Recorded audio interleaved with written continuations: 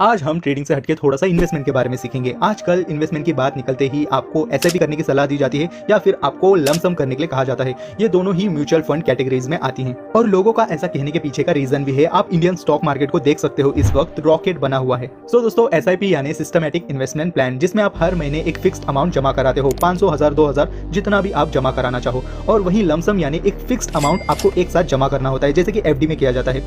3 साल, 5 साल, 15 साल, जितने भी साल आप जमा कराना चाहो। और ये सारे जो पैसे होते हैं आपके, इन्हें स्मॉल कैप, मिड कैप और लार्ज कैप में इन्वेस्ट किया जाता है। ये सारे अलग अलग सेक्टर्स की कंपनियां होती हैं, जैसे कि स्मॉल कैप, जिस कंपनी की मार्केट कैपिटलाइजेशन 5000 करोड़ से कम की हो। मिड कैप यानी जिस कंपनी की कैपिटलाइजेशन 7000 करोड़ से लेके 20000 करोड़ के बीच हो। और लार्ज कैप यानी जिस कंपनी की कैपिटलाइजेशन 20000 करोड़ से ज्यादा की हो। अब इसे आपको और आसान तरीके से समझना हो तो आपको लार्ज कैप को हाथी समझना है, मिड कैप को आपको बैल समझना है और स्मॉल कैप को आपको खरगोश की तरह समझना है। सो इसीलिए इन्वेस्टमेंट में आपको हमेशा एक सलाह दी जाती है कि अगर आप लॉन्ग टर्म के लिए सेफ इन्वेस्टमेंट करना चाहते हो तो आपको लार्ज कैप में इन्वेस्ट करना चाहिए, और अगर आप शॉर्ट टाइम पीरियड के लिए इन्वेस्ट कर रहे हो तो मार्केट का मूड माहौल देखकर आपको स्मॉल कैप में इन्वेस्ट करना चाहिए, क्योंकि वहां पर आपको जो ग्रोथ रेट है वो ज्यादा देखने मिलती है। लेकिन बात जब प्रेशर की आती है तो आपको पता है कि स्मॉल कैप्स में रिस्क भी सबसे ज्यादा